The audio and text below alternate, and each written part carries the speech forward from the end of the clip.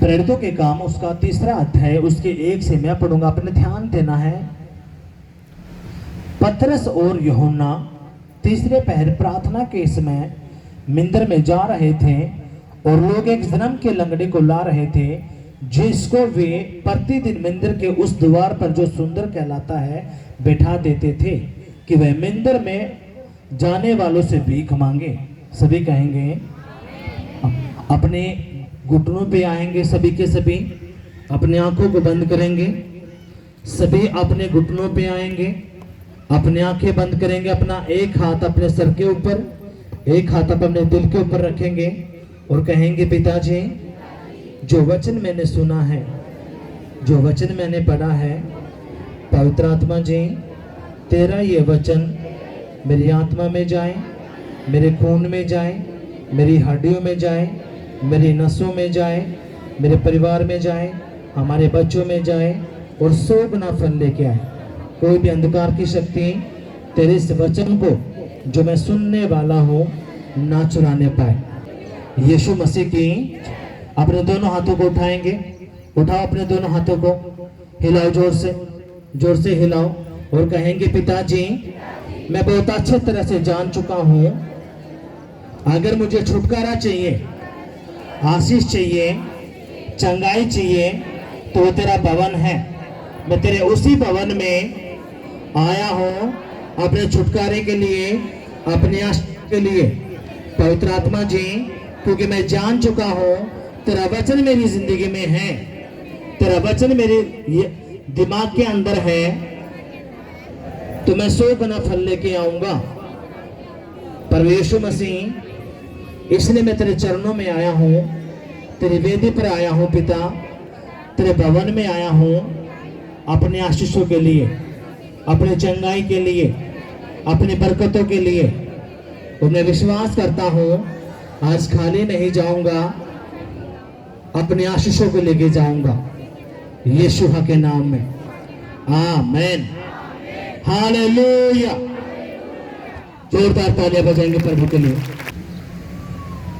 यहां पे हमने पढ़ा पतरस और यूहन्ना, ये कौन है? यीशु मसीह के चेले हैं। आपको सभी को पता है कि यीशु मसीह के 12 चेले थे, हाँ कि नहीं? जैसे एक साल के अंदर 12 महीने होते हैं, वैसे ही यीशु मसीह के भी 12 चेले हैं। और इन 12 महीनों के अंदर आप पे किस महीने में आपके ऊपर अटैक होता है, जादू टोना होता है, तंत्र मंत्र होते, कब आपको फंसाया जाता है, एक्सीडेंट की आत्माएं छोड़ी जाती है, आपको नहीं पता। इसलिए ये आत्मिक बातें हैं। जो बंदा आत्मिक है वही इन बातों को समझ पाता है, जो संसारिक है वो नहीं समझ पाते। हालेलुया। इसलिए अपनी इन बातों को थोड़ा ध्यान देना। हम ये जो पतरस और यूहन्ना है ये यीशु मसीह के चेले हैं। और जब यीशु मसीह बात करता था पहले यही उसके पास आते थे। जब यीशु मसीह कुछ भी कहना होता था किसके पास जाते थे? यूहन्ना के पास, यूहन्ना पतरस के पास, फिर और ऐसे ही वो होता था जिसके ज्यादा पास रहते थे। जब यीशु मसीह को पता था कि मुझे यहूदा इस्करियोती पकड़वाएगा, तो जब पतरस ने कहा कि वो कौन है, तो पतरस ने खुद यूहन्ना को कहा था कि यूहन्ना पूछ परमेश्वर से कौन है वो। और जो यूहन्ना था वो यीशु के करीब था। और बाइबल क्या कहती है? प्रकाशित वाक्य यूहन्ना ने ही लिखा है। हालेलुया। अब अपने ध्यान देना है इस बात की तरफ। जो पतरस है ये एक बिजनेसमैन है। हालेलुया। इसका बिजनेस है किसका? मछलियों का। अब इसका बिजनेस तो अच्छा मछलियों का है, लेकिन उसका बिजनेस ठप पड़ा था। क्या पड़ा था? ठप। पैसे लगाए लेकिन उसका बिजनेस कुछ भी काम, थोड़ा बहुत चला फिर ठप, थोड़ा बहुत चला फिर ठप। अब इसका एनकाउंटर किसके साथ होता? प्रभु के साथ। जब प्रभु से मिला, क्योंकि यीशु मसीह को अपने 12 चेले चुनने थे। किधर समझ ये बात आई? इसमें कितने चेले चुनने थे? अपने 12। क्या करने के लिए?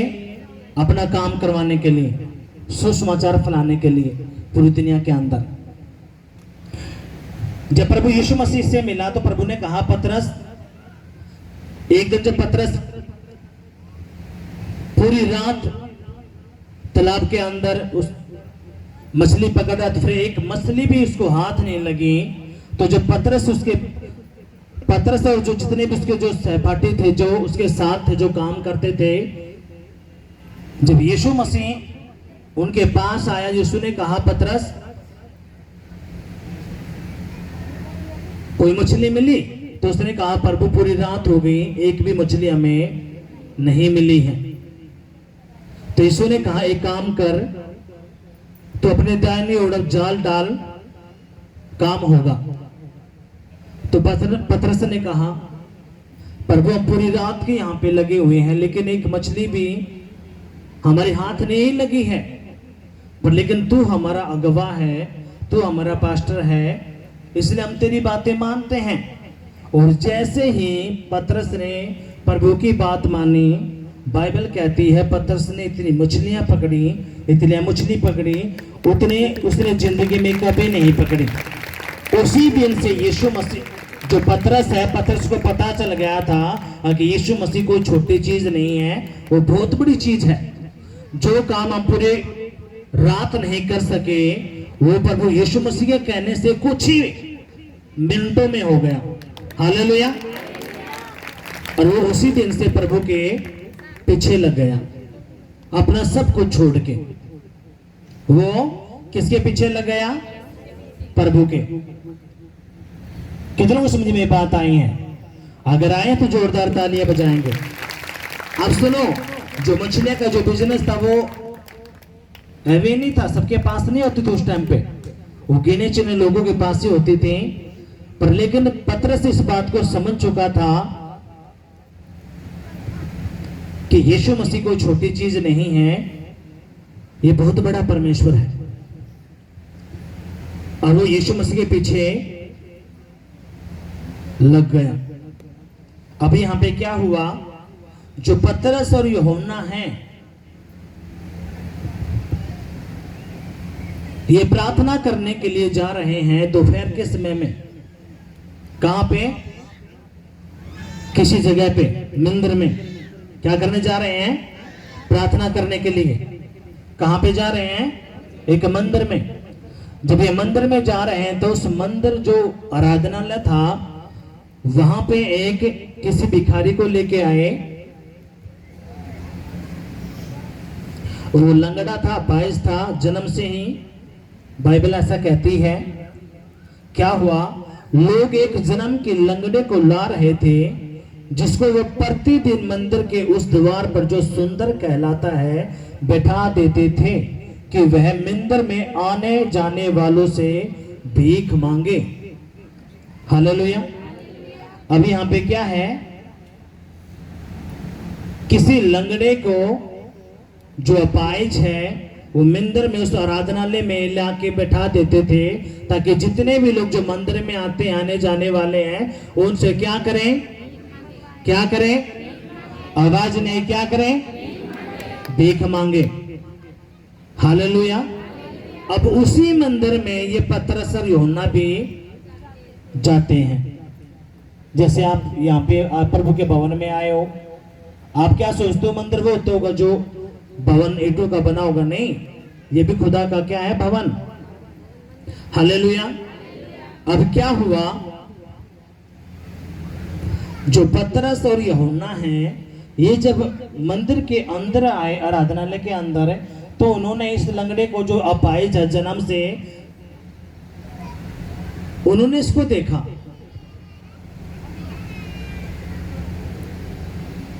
ये बातें कब की हैं? ये बातें जब यीशु मसीह मारा गया, गाड़ा गया और तीसरे दिन मुर्दों में से जिंदा हो गया, और जब वो उठा लिया गया स्वर्ग में।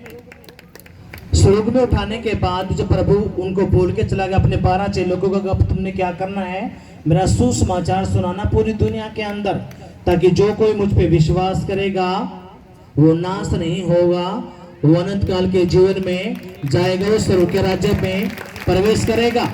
जैसे मैं मुर्दों में से जिंदा हो गया, वो शख्स भी जो मुझ पे विश्वास करेगा और बपतिस्मा लेगा, वो भी क्या हो जाएगा? जिंदा रहेगा, और वो नरक की आग में नहीं जाएगा। हालेलुया। अब यीशु मसीह स्वर्ग में जा चुके हैं। अब पतरस और जो यूहन्ना है ये आराधनालय में क्या करने जाते हैं? प्रार्थना करने के लिए दोपहर के समय में। जैसे ही आराधनालय के अंदर इन्होंने इंटर किया तो द्वार के ऊपर ही एक अपाहिज है, एक भिखारी है, एक लंगड़ा है और वो इनसे भीख मांगता है। उसको क्यों बैठाया जाता था कि आने जाने वालों से क्या मांगे? अपने खाने पीने के लिए कुछ उनसे चीजें मांगे। आप जब मंदिर में जाते होंगे तो अपने बहुत सारे लोग द्वार पे आपको मिलते होंगे, हाँ कि नहीं? अब यहाँ पे क्या हुआ? आप अपना ध्यान देना इन बातों की ओर।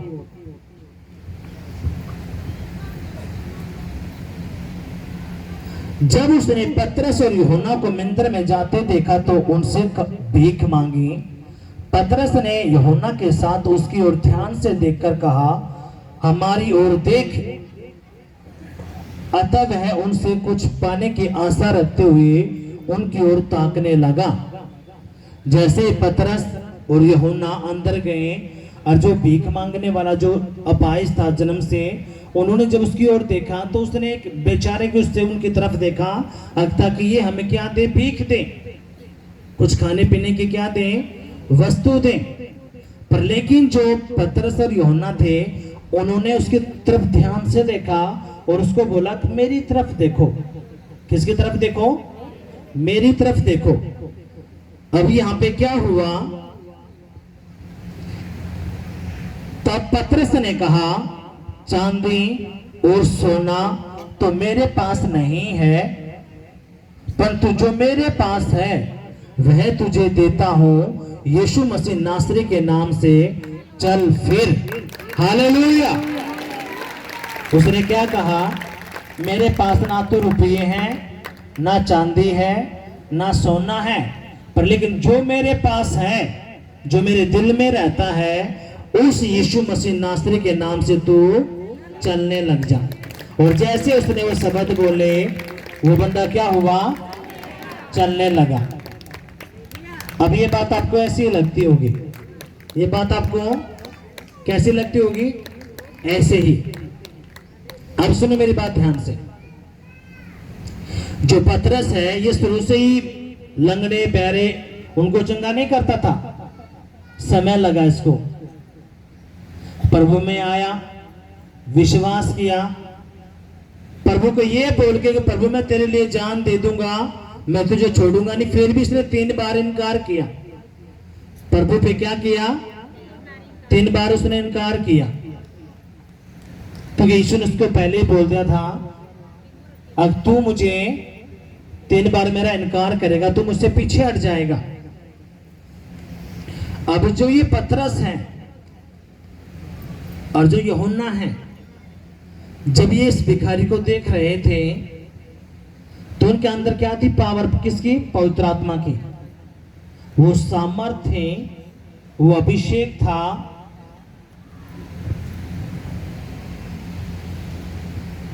अब सुनो, आप इस बात को ऐसे ज्यादा सरल तरीके से समझोगे। अगर आपको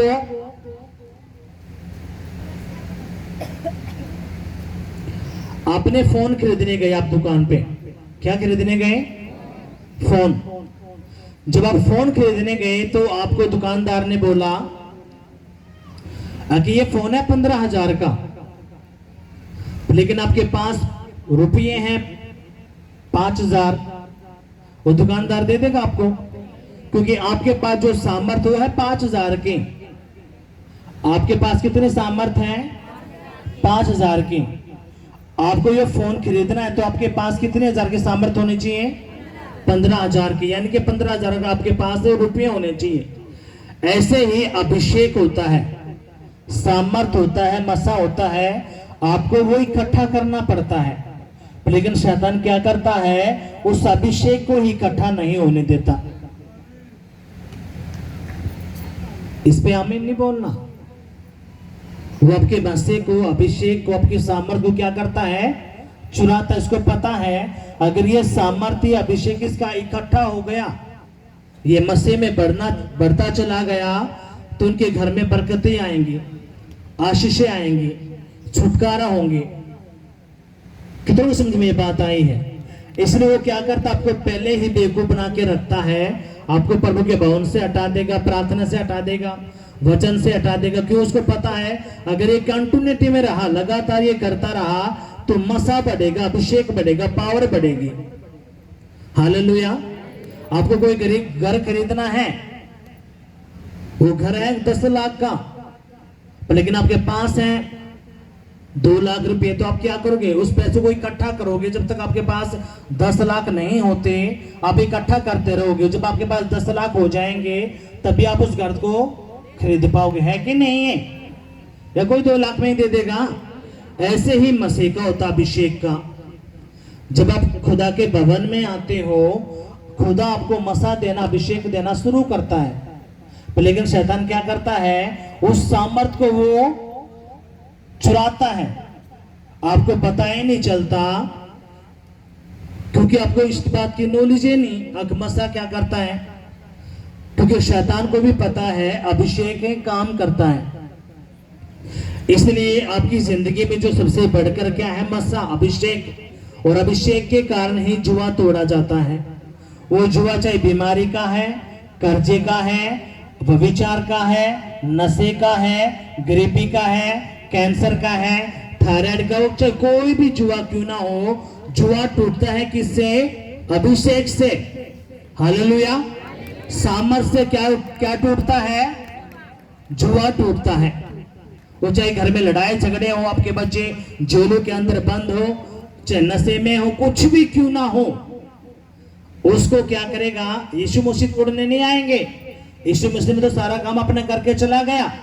यीशु मसीह ने अपना कलाम दे दिया और कहा, बेटा ये जो मेरा वचन है, अब तेरी बुद्धि में तू उसको रख। प्रार्थना, दुआ, उपवास, वचन मेरे भवन से ना हट, और तू जैसे बढ़ता चला जाएगा, मेरा वचन तुझे सामर्थ देगा, अभिषेक देगा। जितना तू बढ़ता चला जाएगा, उतना ही तेरी जिंदगी में बरकतें, आशीषें आना शुरू हो जाएंगी। पर लेकिन हमसे गलतियां क्या होती हैं? हमें एक दिन आए, 2 हफ्ते आए, चलो जी 3 हफ्ते गायब, फिर कहते हैं हमारी जिंदगी में काम ही नहीं हुआ। अब देखो सुनो, ये जो जन्म का लंगड़ा है, ये जो जन्म का लंगड़ा है, जब पतरस और यूहन्ना आए, जो यीशु मसीह के 24 घंटे साथ रहते थे, अब वो सामर्थ से, अभिषेक से भर चुके थे। जब वो आराधनालय के अंदर आए, तो उन्होंने देखा कि ये जो भिखारी है, जो एक अपाहिज है, ये द्वार पे है, और वो उनसे मांगने की कुछ इच्छा से वो कर रहा है। पर लेकिन पतरस ने और यूहन्ना ने क्या कहा? ना तो मेरे पास चांदी है, ना सोना है, पर लेकिन जो मेरे पास है,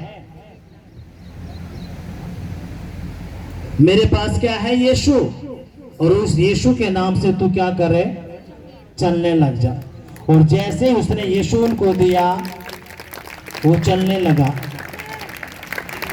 अब वही यीशु जो जन्म के लंगड़े को चला सकता है, आपका जो बिजनेस ठप पड़े हैं, बच्चे जो नशे में है, पति जो नशे में है, घर में जो लड़ाई झगड़ा है, परमेश्वर उनको नहीं उखाड़ सकता। बोलो, उखाड़ सकता कि नहीं उखाड़ सकता?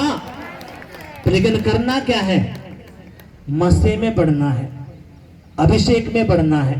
और आपको अभिषेक मिलेगा प्रभु के भवन में। आपके पास 50 लाख का फोन है, अगर उसके अंदर बैटरी नहीं है, तो वो फोन किसी भी काम का नहीं है, चाहे वो करोड़ों का क्यों ना हो। कितने समझे ये बात आई? अगर करोड़ों का फोन है, उसके पास उसके अंदर बैटरी नहीं है, वो चलता ही नहीं, तो क्या काम का वो? इसलिए आप खुदा के पास आप आ तो गए, आपके अंदर बैटरी ही नहीं है, मसा ही नहीं है, अभिषेक ही नहीं है। और ऐसे हमें बहुत सारे लोग मिल गए, 25 साल के, 35 साल के हैं तो प्रभु में, लेकिन घर में एक भी गवाही नहीं, ना बच्चे बदले हैं, ना पति बदला है, घर में वही लड़ाई है, झगड़ा है, कर्जे हैं, सब कुछ। क्यों? वो मसा, अभिषेक है ही नहीं। है क्या? प्रभु में। वही झूठ, वही गाली, वही सारे काम। आपने ऐसा नहीं बनना। आप खुदा के पास आए हो तो आपने क्या करना है? अपने मसीह में बढ़ना है, अभिषेक में बढ़ना है। और अभिषेक में बढ़ने के सिर्फ 4 ही फार्मूले हैं। जैसे एक चेयर होती है, उसकी 4 टांगे होती हैं। अगर एक टांग काट दी जाए तो आप उसमें बैठ नहीं सकते, वो गिर जाएगी। ऐसे ही जो प्रार्थना है, उपवास है, वचन है, प्रभु का भवन, ये 3 काम आपके तभी माने जाते हैं जब आप खुदा के भवन में आते हो। पतरस और यूहन्ना क्या करने गए हैं? दोपहर के समय क्या करने जा रहे हैं? खेलने के लिए, खाने पीने के लिए। क्या करने जा रहे हैं? प्रार्थना करने। क्या करने गए हैं? प्रार्थना करने। अब जो प्रार्थना लंगड़ों को चला सकती है, मुर्दों को जिंदा कर सकती है, आपके घरों को नहीं सुधार सकती, आपके बिजनेस को नहीं चला सकती, आपके दुकानों को नहीं चला सकती, आपको नौकरी से मामूर नहीं कर सकती, आपके बच्चों को ठीक नहीं कर सकती। वो क्या कर सकता है? वो प्रार्थना है। अब जैसे ये अंदर गए, वो जो जन्म का लंगड़ा है, जो भिखारी भीख मांगता था, उन्होंने देखा तो पतरस और यूहन्ना ने क्या कहा? ना तो मेरे पास सोना है ना चांदी है, लेकिन जो मेरे पास है यीशु, मैं उसको देता हूं तुझे, और तू यीशु मसीह नासरी के नाम से चल फिर। अब उसके लिए क्या ठीक था? उसके लिए चलना ठीक था या भीख मांगना ठीक था? आपसे कोई कहे कि मैं आपको 10 करोड़ देता हूं, आप अपनी दोनों टांग मुझे दे दो, आप दे दोगे? बोलो। कोई एक हाथ मांग ले आपसे, अगलो जी 10 करोड़ रुपए लो, अपना एक हाथ मुझे दे दो, दे दोगे? आवाज नहीं आई, आप नहीं दे सकते। और जैसे ही उसने, पतरस ने यीशु को उनको दिया। अब यीशु को देने का मतलब क्या है? जैसे ही पतरस ने कहा कि यीशु मसीह नासरी के नाम से चल, आगे क्या लिखा है आपने ध्यान देना पड़ेगा। और तब पतरस ने कहा, चांदी और सोना तो मेरे पास है नहीं, परंतु जो मेरे पास है वह तुझे देता हूं। यीशु मसीह नासरी के नाम से चल फिर। और उसने उसका दाहिना हाथ पकड़ के उसे उठाया और तुरंत उसके पांव और टखनों में बल आ गया। हालेलुया। यीशु मसीह के, आपको क्या लगता है अगर पतरस वहां पे यीशु का नाम नहीं लेता तो वो चलना था? क्या लगता है आपको? अगर पतरस जो यूहन्ना थे वहां पे यीशु मसीह का नाम नहीं लेता और वैसे उसको खड़ा करते, चल उठ जा भाई लंगड़े, चंगे हो जाते वो? आवाज नहीं आ रही आज आपकी? वो चंगा नहीं होना था। अब मेरी बात ध्यान से सुनो, जो सिगरेट बात इसमें, आपके घर में लड़ाइयाँ झगड़े होते हैं, बच्चे कहे में नहीं है, बार बार फेल हो रहे हैं। अब आपने करना क्या है? जो यीशु का नाम उस लंगड़े को चला सकता है, वही यीशु का नाम आपके घर से लड़ाई झगड़े को भी बाहर भेज सकता है। पर लेकिन कहना क्या है? कहना क्या है? एक गंदी आत्मा लड़ाई झगड़े की, मैं तुझे यीशु मसीह के नाम में कहती हूँ, चल निकल जा मेरे घर से, मेरे परिवार से, हमारे बच्चों से, हमारे परिवारों से निकल जा। उनको निकलना पड़ेगा। क्यों? जो गंदी आत्मा अपायज का इसको पकड़े बैठा था, किसको? इस बच्चे को जन्म से। जैसे ही पतरस ने कहा यीशु के नाम से उठ और चल, वो लंगड़ा चलने लगा। अब इसका मतलब क्या है? सब नामों से ऊंचा नाम किसका है? प्रभु यीशु मसीह का। इसलिए सुनो मेरी बात ध्यान से, आप शराबों के ठेके देखते हो रोडों के ऊपर, आपको कोई कुछ नहीं कहेगा। आप गलत काम कर लो, कुछ भी आप काम करो, आपको कोई कुछ नहीं कहेगा।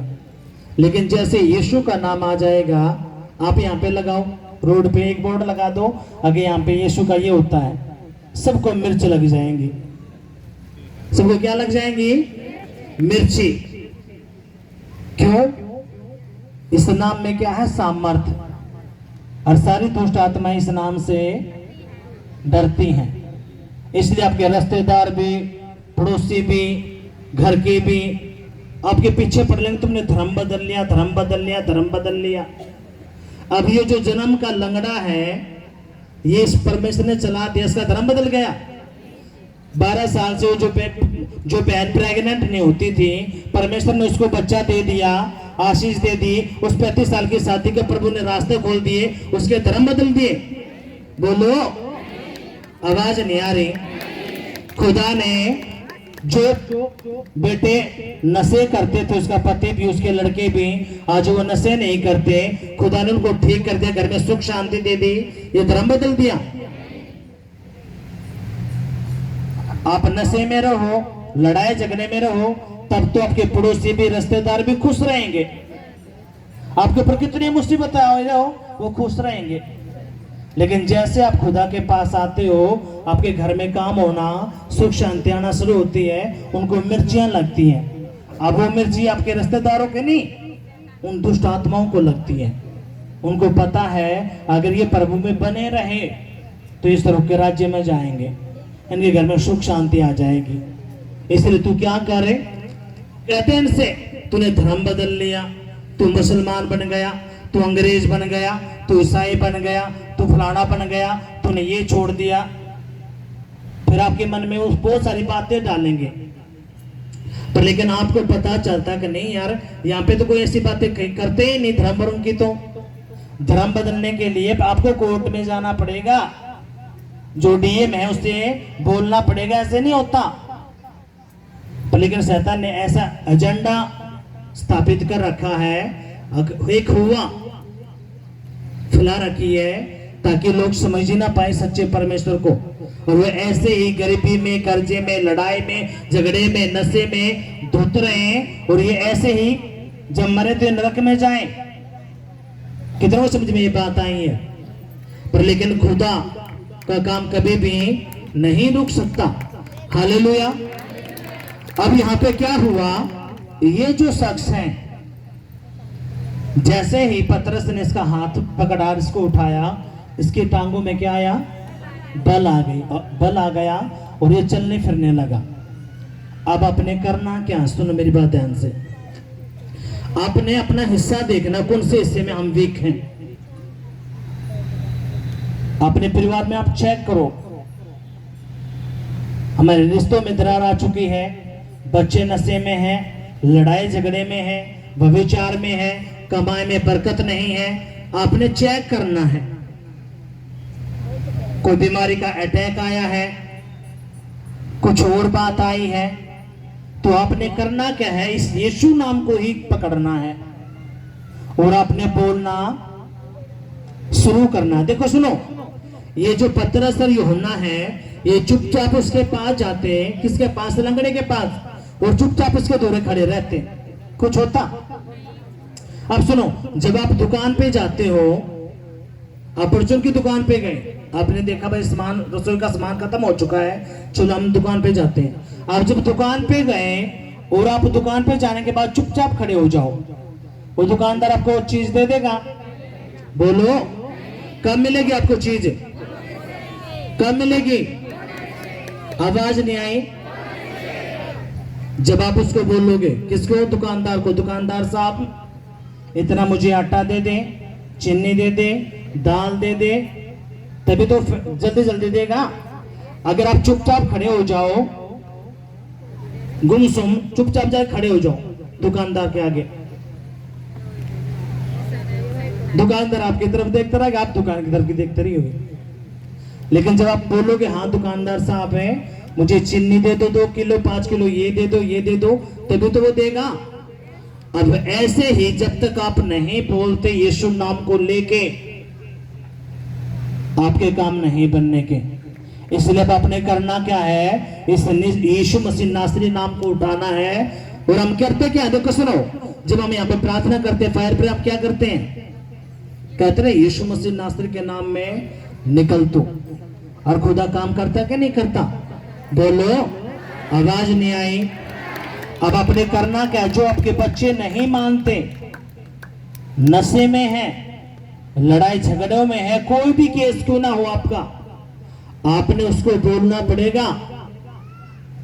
अगर मैं यीशु मसीह नासरी के नाम से कहता हूं, ए गंदी आत्मा, बीमारी की, असफलता की, बिजनेस फेलियर की, मेरे घर से, मेरे परिवार से, मेरे बिजनेस से निकल, क्योंकि तू मेरा हिस्सा नहीं है। हालेलुया। तभी वो आपके घर से निकलेंगी, परिवारों से निकलेंगी, आपकी हड्डियों से निकलेंगी। अगर आप नहीं बोलोगे तो वो वहीं पे खड़ी रहेंगी। कितना समझ में बात आई है? आपका पेट का दर्द भी नहीं जाने का जब तक आप उसको नहीं बोलोगे। अब अपने करना क्या है? आपने बोलना है। जब आप बोलोगे ये कब काम करेगा? जब आपके पास मसा अभिषेक होगा। इसलिए अपने अभिषेक को इकट्ठा करना है ताकि खुदा का आत्मा आपकी जिंदगी में काम करे। अभी यहाँ पे क्या हुआ? अपने ध्यान देना इस बात की तरफ। वह उछल कर खड़ा हो गया और चलने फिरने लगा और चलता और कूदता और परमेश्वर की स्तुति करता हुआ उनके साथ मंदिर में गया। अब वो जो जन्म का लंगड़ा था वो कितना खुश होया होगा, आप सोच के देखो। जब आपकी 4-5 सालों के काम आपके नहीं बनते, जब परमेश्वर आपके काम को बना देता, आपको कितनी खुशी होती है? होती है कि नहीं होती? बोलो, आवाज नहीं आई। अगर कोई आपका काम अटका हुआ है 2-3 साल से और परमेश्वर आपका वो काम कर दे तो आपको कितनी खुशी होती है, आप गवाही देते हो। पर लेकिन ये जो शख्स है तो जन्म का लंगड़ा था, जब परमेश्वर ने इसको ठीक कर दिया, ये चलने फिरने लगा, तो ये क्या करने लगा? क्या करने लगा? ये उछलने लगा और परमेश्वर की महिमा करने लगा। क्या करने लगा? परमेश्वर की महिमा करने लगा। क्यों? क्योंकि जन्म से लंगड़ा था, जन्म से अपाहिज था। इसलिए इसने क्या किया? पूरे के पूरे आराधनालय के अंदर घूम घूम के प्रभु की स्तुति की, महिमा की। प्रभु तेरा धन्यवाद हो कि तूने मुझे चंगा कर दिया। और खुदा किस बात का भूखा है? इसी बात को तो भूखा है। ना तो आपसे हालेलुया निकलता, ना आपसे तालियां निकलती, ना आपसे आमीन निकलता। और आप पाठ देखते हो किस बात के? प्रभु हमारी जिंदगी में काम कर दे। अभी जो जन्म का लंगड़ा है ये खुश हो गया। इसने कभी अपनी सोचा भी नहीं होगा कि मैं ऐसे चंगा हो जाऊंगा। इसने कभी भी ऐसा, इसकी बुद्धि में भी नहीं होगा कि मैं कभी चल पाऊंगा। लेकिन जैसे ये यीशु के टच में आया, प्रभु ने इसकी जिंदगी बदल दी। आज यीशु मसीह आपकी जिंदगी बदलने के लिए जा रहा है, आपके बच्चों की जिंदगी बदलने के लिए जा रहा है, परिवार को बदलने के लिए जा रहा है। आपके बिजनेस को बदल देगा, परिवारों को बदल देगा, आपके बच्चों को सुधार देगा, पतियों को सुधार देगा, पत्नियों को सुधार देगा, यीशु के नाम में। हालेलुया। यीशु मसीह की जय। ये खुश हो गया। कभी बुद्धि में भी नहीं थी अब मैं कभी चलूंगा। क्यों? जन्म से लंगड़ा था। अब इसका मतलब क्या है? प्रभु आपको बताना चाहता है, मेरे बेटे मेरी बेटी, जो तेरी बुद्धि में भी नहीं है, जो तू सोच के बैठा है कि ये काम तो मेरा हो ही नहीं सकता, कोई कलाल कर ही नहीं सकता, खुदा कहता है बेटा आज जैसे मैंने उसके जन्म के लंगड़े को चला दिया, आज मैं तेरा वही काम करके दिखाऊंगा यीशु के नाम में। हालेलुया। और जैसे लंगड़ा आज उछलता है, कूदता है, खुश होता है, वैसे तू भी खुश होगा और मेरी गवाही देगा। जो विश्वास करता है उसके लिए हो रहा है, हो रहा है, हो रहा है यीशु के नाम में। आमीन। यीशु मसीह की 6 जैसे वो खुश हुआ। देखो सुनो, जब मैं खुदा, मैंने हजारों बार वो खुदा का कलाम पढ़ा, जो गहराई की बात जो खुदा ने मुझे बताई। देखो सुनो क्या हुआ। जो मरियम और जो मार्था थी, इसका एक ही भाई था जिसका नाम क्या था? लाजर। वो बीमारी में गया और वो मर गया। और यीशु उसके भाई का फ्रेंड था, दोस्त। उन्होंने एक चिट्ठी दी, प्रभु तेरा जो दोस्त लाजर था वो बीमार है और वो मर गया है, यीशु मसीह जिस गांव में था वहां पे 2 दिन और रुक गया और उस अपने दोस्त का कोई भी पेरा उसने नहीं लिया। अब आप चेक करके देखो, अगर आपके पास आपके रिश्तेदारों का या भाई का या किसी का भी पेरा आ जाए, और भाई फलाना फलाने के ये एक्सीडेंट हो गया है और भाई आप जल्दी आ जाओ, आप सारे काम छोड़ के भागोगे, चलो जी चलो उस हॉस्पिटल में, आप पूरे परिवार के साथ वहां पे भीड़ कर दोगे क्या नहीं? और वहां पे आप कुछ नहीं कर सकते, आप वहां पे जाकर सर पर रोगे, वहां पे जाकर रोक तो गए और जी भाई गलत हो गया जी, गलत हो गया जी, गलत हो गया, ये तो करोगे, ये बात चलेंगे उड़े। लेकिन यहां पे यीशु ने क्या किया, यीशु को जैसे पता चला कि लाजर बीमार है और वो खत्म हो गया, यीशु मसीह वहां पे और 2 दिन रुक गया। और आप चेक करो, आपके फोन आ जाए रिश्तेदारों का, भाई खत्म हो लिया, पूरा हो लिया, आ जाओ भाई, आप कहीं पे भी क्यों ना भागोगे, जुनाब जाकर जिंदा कर दोगे उसने। अब देखो सुनो, जब यीशु मसीह को पता चला तो यीशु मसीह 2 दिन वहां पे और रुक गया, यीशु मसीह तीसरे दिन वहां पे गया। जब जो मार्था और जो मरियम थी वो यीशु के पास आई, उसने कहा प्रभु मेरा भाई मर गया है। अब सुनो, अगर आप उनकी जगह होते तो आप क्या करते? थोड़ा ध्यान दो, वो जो मार्था मरियम थी उन्होंने प्रभु को कोसा नहीं, अब प्रभु तू कहां चला गया, तेरे वजह से मेरा भाई मर गया। लेकिन हम अपने आप को चेक करके देखें, अगर जा हम होते मार्था मरियम की जगह तो हम क्या करते? तन्ना मारा हमारा भाई, ये तो करते। आज भी एक बहन बता रही थी, आगे भाई वो 84 साल की उनकी सासू थी, वो मर गई, तो वो कह रहे कि तू प्रभु में आ गया इसलिए मर गई। जो प्रभु में लोग नहीं वो नहीं मरते, मरना तो सबको है, चाहे वो अन्ना जाति है चाहे वो विश्वासी है। जो प्रभु यीशु मसीह को नहीं मानता वो नहीं मरता। बोलो, आवाज नहीं आई। अब वो उसके ऊपर वो कह रहे कि तू यीशु मसीह में तूने विश्वास किया इसलिए मेरे सासू मर गई।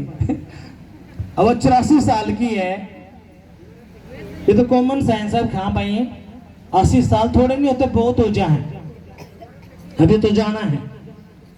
धरती पे कोई भी नहीं रुकने का, सब ने जाना है, लेकिन मरने के बाद जाओगा काम पे, वो मैन है। इसलिए खुदा कहता है जो मुझ पे विश्वास करता है वो स्वर्ग के राज्य में है, जो नहीं करता वो नरक में है। यहाँ पे सारा का सारा किस बात का रोला है? स्वर्ग और नरक का है, हाँ कि नहीं? अभी यहाँ पे जो यीशु मसीह जब गया तो मार्था और जो मरियम थी उसने कहा प्रभु मेरा भाई मर चुका है। यीशु ने कहा अगर तू विश्वास करेगी तो प्रभु की महिमा को देखेगी। और उसने क्या कहा? चल तू मुझे लेके चल। उसने कहा प्रभु मेरे भाई को मरे हुए 4 दिन हो गए हैं और वहां पे बदबू आती है, गंदी स्मेल हो रही है वहां पे तू क्या करेगा? यीशु ने कहा नहीं, तू मुझे लेके चल। और जैसे यीशु मसीह वहां पे गया, यीशु मसीह ने एक ही बात कही थी, लाजर जो मर चुका है वो बाहर आ जा। वो 4 दिन का मुर्दा बाहर आ गया। वो 4 दिन का मुर्दा क्या हो गया? बाहर आ गया। और आज भी खुदा बड़े बड़े मौजदे करता है। अब खुदा ने भेद की बात क्यों बताई? क्यों खुदा ने करके दिखाया? खुदा कहता है अपने बेटा बेटियों से, आप कौन हो उसके? बेटा बेटी। खुदा कहता है मेरी बेटी मेरे बेटे, अगर तेरा पूरा विश्वास मेरे ऊपर है, जैसे मैंने मुर्दा लाजर को जिंदा कर दिया, मैं तेरे हर हिस्से को जो मर चुका है जिंदा कर दूंगा। तेरा फाइनेंस मर चुका है तो मैं उसको जिंदा कर दूंगा। तेरा कोई भी हिस्सा जो मर चुका है मैं उसको जिंदा करने की ताकत रखता हूं। अगर तेरे रिश्ते मर चुके हैं, पति पत्नी के बीच में अनबन है, बिल्कुल रिश्ता टूटने की कगार पर है, बच्चे बिल्कुल बर्बाद हो चुके हैं, नशे में है, लड़ाई झगड़ा है, कुछ भी, खुदा कहता है जैसे मैंने लाजर को 4 दिन के मरे और को जिंदा कर दिया, वैसे मैं जिंदा करने की ताकत रखता हूं। पर लेकिन तूने मुझ पे विश्वास करना है। हालेलुया। यीशु मसीह की। देखो सुनो, जब तक इंसान जिंदा तब तक तो उसकी वैल्यू है। जब तक जिंदा इंसान जिंदा तब तक तो उसकी वैल्यू है। मरने के बाद क्या है? कुछ भी नहीं। हाँ कि नहीं? लेकिन खुदा क्या कहता है? खुदा ने कहा मैं मुर्दों को भी जिंदा करने की ताकत रखता हूं। इसलिए मेरे बेटा मेरी बेटी, तूने सारा का सारा फेथ मुझ पे रखना है। तूने दाएं बाएं नहीं मुड़ना। अगर तू दाएं बाएं मुड़ के रहेगा तो फंसेगा। यहाँ पे सारा बात किस बात की? इसी बात की तो है। आप आ तो गए खुदा के भवन में। खुदा के भवन में आने के बाद भी आप दाएं बाएं मुड़ते हो। जब आप दाएं बाएं मुड़ते हो तो आपका काम नहीं होता। क्यों नहीं होता? आपकी कमी के कारण। कैसे? सुनो, बाइबल के अंदर एक बात खुदा ने लिखी। क्या बोला खुदा ने? एक नमान नाम का एक सेनापति है, एक मंत्री है, लेकिन वो कोढ़ से ग्रस्त है। उसको कोढ़ है। उसको क्या है? कोढ़। और उसने क्या किया? उसने जब इजराइल पे अटैक किया तो वहां पे क्या किया उसने? एक जो इजरायली लड़की थी, एक यहूदी जो लड़की थी, उसको लेके आया, एक 12-13 साल की। और वो जो लड़की थी वो उस रानी की सेवा करती थी, उसकी पत्नी की। जब उस लड़के ने देखा कि ये जो सेनापति जो मंत्री है, वैसे तो ये ठीक है लेकिन इसको कोढ़ हो रखा है, इसको ये बीमारी है कोढ़ की। अब उसने रानी को कहा, रानी साहिबा, अगर ये जो आपका पति है, अगर सेनापति ये मंत्री हमारे देश में चला जाए और हमारे किसी पास्टर से मिल ले और प्रार्थना करवा ले, तो जो इसका ये जन्म का जो कोड है इसके ऊपर है, ये हमेशा के लिए खत्म हो जाएगा। हालेलुया। अब सुनो, आपके पास करोड़ों रुपये हो लेकिन आपके शरीर में बीमारी हो, तो आप उस पैसे का आनंद ले लोगे? बोलो। आपके पास अरबों खरबे रुपये हो और आप शुगर से ग्रस्त हो, कैंसर से ग्रस्त हो, आप उस पैसे का आनंद ले लोगे? नहीं ले सकते। आपका शरीर ठीक है तभी तो आप आनंद ले पाओगे। हाँ कि नहीं? अब ऐसे ही जो ये सेनापति था, क्या हुआ? जब इसकी पत्नी ने इसको बताया कि ऐसे ऐसे जो तू लड़की लेके आया है ना, ये लड़की कहती है अगर ये अगर जा इनके देश में चला जाए और वहां पे कोई प्रभु के दास से प्रार्थना करवा ले तो इसका कोड हमेशा के लिए खत्म हो जाएगा। तब उसने क्या किया? सेनापति ने अपने राजा से बात की, कैसे ऐसी बात है, आप मुझे इजाजत दें ताकि मैं उस देश में जाऊं, उस राजा से मिलूं और ताकि मेरा ये बीमारी खत्म हो। तो उस राजा ने क्या किया? एक लेटर लिख के दिया कि जहां तुझे कोई भी बीच में तंग नहीं करेगा और तू वहां पे जाके मिल और तेरी बीमारी अगर जाती तो तू करवा ठीक काम अपना। जैसे वो वहां पे गया, नामान जो खुदा के दास था जिसका नाम एलिशा था, वो अपने रूम में, प्रार्थना के रूम में जो उसका घर था, वो प्रार्थना कर रहा था। जो उसका एक जो चेला था एलिशा का घेजी, जब वो नामान को डीस से मिला, आका में ऐसी ऐसी बात है, अपने जो प्रभु का दास उसको बाहर बुलाओ ताकि वो मेरी प्रार्थना करे।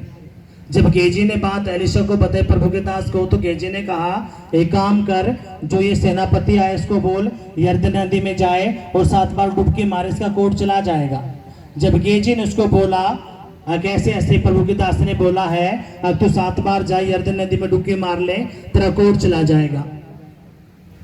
अब उस जो सेनापति था, क्योंकि वो अमीर था, नौकर चाकर थे, बहुत सारी सेना उसके पास थी, अब उसको आग लगी, गुस्सा उठा, अगर मैं इतना बड़ा मंत्री होने के बाद भी ये एक जो सेवक है ये मुझसे मिलने भी नहीं आया। मैं तो सोचता था कि ये प्रभु का दास आएगा और जहां पे मेरा कोड है हाथ रखेगा, मेरी प्रार्थना करेगा ताकि मेरा कोड चला जाए, लेकिन ये तो मुझसे मिलने भी नहीं आया। इसलिए वो आग बुगला होके अपने जाने लगा। लेकिन जो उसके साथ जो लोग थे उसने कहा, सेनापति अगर ये प्रभु का दास आपको और कोई भारी काम बताता आप वो भी तो करते, इसलिए आप क्यों ना एक बार ये काम कर लो। तो सेनापति ने कहा, मेरे देश में इससे भी बढ़िया बढ़िया नदियां हैं कि मैं वहां पे नहीं डुबकी लगा सकता। इस गंदी नदी में मैं क्या करूंगा, यर्दन नदी में। तो उन्होंने कहा, फिर भी प्रभु के कोई बात नहीं सेनापति, वो आगे प्रभु का दास भारी काम बताता आप तभी भी तो करते, कोई बात नहीं डुबकी तो लगाने लगा लो आप।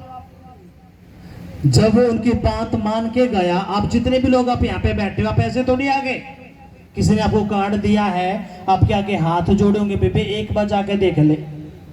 और जो सो यहाँ पे आया, जैसे आप यहाँ पे आए खुदा ने आपकी जिंदगी में काम किया तो आपको पता चला हाँ भाई वाकई में यहाँ पे तो काम होते हैं, हाँ कि नहीं। यहाँ पे ऐसे ही आगे बोलो। अब यहाँ पे हुआ क्या, ये जो गया यर्दन नदी में, इसने जब डुबकी मारी, उसने एक डुबकी मारी, 2 मारी, 3 मारी, उसका कोड को कुछ भी नहीं हुआ। और वो बोला कि देखो मैं कह रहा था ना पहले से ही कुछ भी नहीं होगा पानी में डुबकी मारने से, अब मैं नहीं मारता, मैं तो निकल रहा हूं। उसने कहा, कोई बात नहीं सेनापति, मंत्री साहब अभी तो 3 ही तो डुबकी हुई हैं, और मारो, 7 मारनी है। उसने चौथी मारी, 5वीं मारी, कुछ भी नहीं हुआ। उसने कहा, देखा मैंने 5 लगाए, थोड़ा बहुत तो होना चाहिए था कुछ, ये अब तो कुछ भी नहीं हुआ।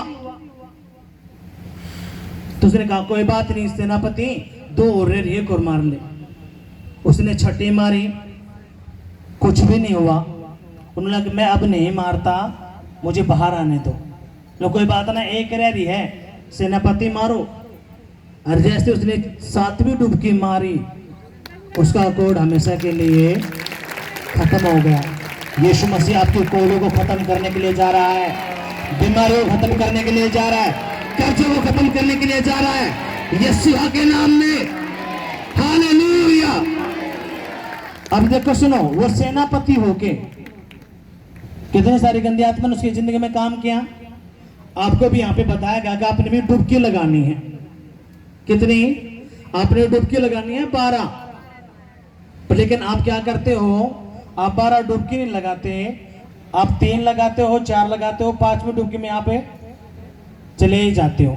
जब आप चले जाते हो तो आपकी जिंदगी में काम है नहीं होता। इसलिए हम क्या कहते हैं, आपको 12 हफ्ते आने पड़ेंगे, क्योंकि आपको नहीं पता कौन से महीने में आपके ऊपर अटैक छोड़ा गया है, बांधा गया है, बिजनेस को जकड़ा गया है, बच्चों को पकड़ा गया, आपको नहीं पता। लेकिन आपसे यहीं पे मिस्टेक होती है, आप सोचते हो काम चलो भाई आगे 3 हफ्ते में सब कुछ हो जाए। नहीं, जैसे उस नमान ने 7 डुबकी लगाई हैं, आपने भी लगानी पड़ेंगी। हालेलुया। तो ही आपका कोड हमेशा के लिए खत्म होता है। कितनों को समझ में बात आई है? अगर आई है तो जोरदार तालियां बजाएंगे, जोर से जोर से जोर से। लेकिन शैतान करता क्या है, जैसे आप प्रभु के भवन में आते हो, 1 हफ्ता, 2 हफ्ता, 3 हफ्ता, किसी को प्रभु 3 हफ्ते में छू लेता, किसी को 7 में, किसी को 8 में, किसी को 10 में, किसी को थोड़ा टाइम लगा देता। प्रभु को पता कैसे कैसे मैंने उनकी जिंदगी में काम करना है।